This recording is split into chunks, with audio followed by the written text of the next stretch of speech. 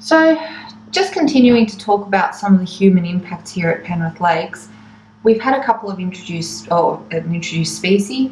One of them has been responsible for a local extinction event.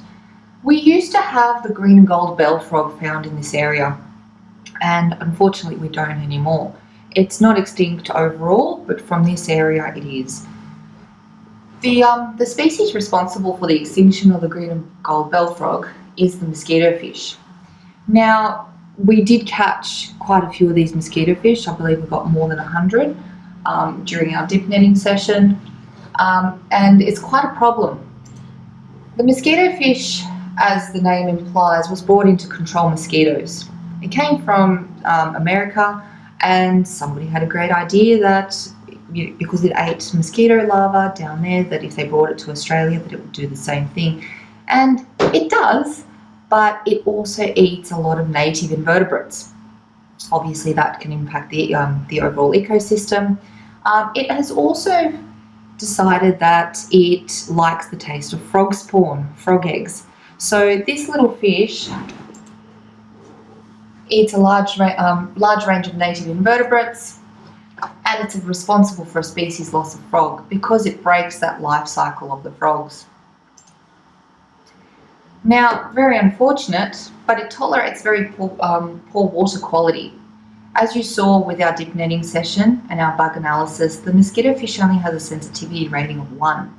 What that means is that it's able to tolerate very poor water quality, so any changes in the quality of the water don't affect it. It will affect a lot of the other high sensitivity water bugs before it affects the mosquito fish. Now, it also breeds really quickly.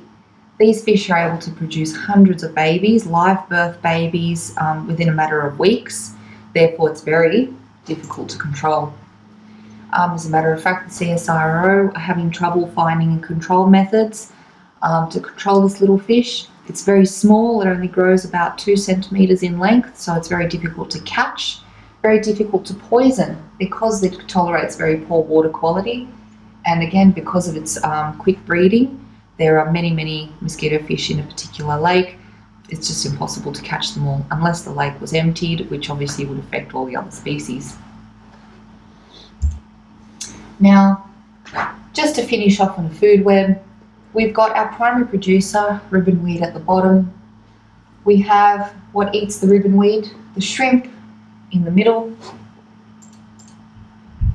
And of course, we have our bass that will eat the shrimp at the top. Just remember that the arrows are pointing in the direction of energy flow, not what eats what. Obviously, the ribbonweed won't be eating the shrimp. The arrows are pointing in the direction of energy flow. That's it, guys. I hope you've learnt something today. Thank you very much for listening.